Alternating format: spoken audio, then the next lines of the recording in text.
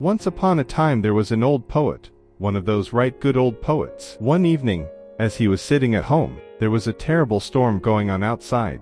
The rain was pouring down, but the old poet sat comfortably in his chimney corner, where the fire was burning and the apples were roasting. "There will not be a dry thread left on the poor people who are out in this weather," he said. "Oh, open the door. I am so cold and wet through," called a little child outside. It was crying and knocking at the door, whilst the rain was pouring down, and the wind was rattling all the windows. "Poor creature," said the poet, and got up and opened the door. Before him stood a little boy. He was naked, and the water flowed from his long fair locks. He was shivering with cold. If he had not been let in, he would certainly have perished in the storm. "Poor little thing," said the poet, and took him by the hand. "Come to me.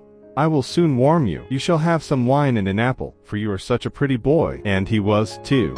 His eyes sparkled like two bright stars, and although the water flowed down from his fair locks, they still curled quite beautifully. He looked like a little angel, but was pale with cold, and trembling all over. In his hand he held a splendid bow, but it had been entirely spoilt by the rain, and the colors of the pretty arrows had run into one another by getting wet.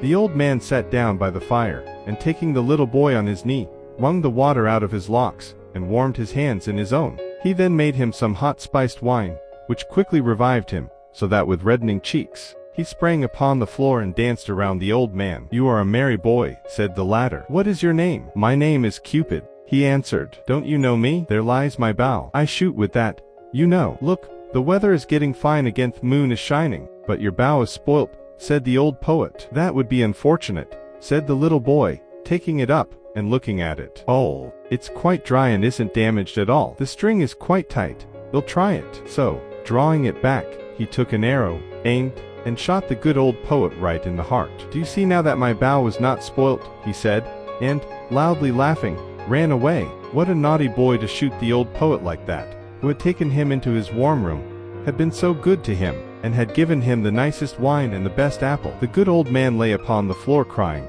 He was really shot in the heart. "Oh," he cried, "what a naughty boy this Cupid is. I shall tell all the good children about this, so that they take care never to play with him, lest he hurt them." And all good children, both girls and boys, whom he told about this, were on their guard against wicked Cupid. But he deceives them all the same, for he is very deep. When the students come out of class, he walks beside them with a book under his arm, and wearing a black coat. They cannot recognize him. And then, if they take him by the arm, believing him to be a student too, he sticks an arrow into their chest. And when the girls go to church to be confirmed, he is amongst them too. In fact, he is always after people. He sits in the large chandelier in the theater and blazes away, so that people think it is a lamp. But they soon find out their mistake. He walks about in the castle garden, and on the promenades. Yes, once he shot your father, and your mother in the heart too. Just ask them, and you will hear what they say. "Oh, he is a bad boy, this Cupid, and you must never have anything to do with him, for he is after everyone. Just think, he even shot an arrow at old grandmother, but that was a long time ago. The wound has long been healed, but such things are never forgotten."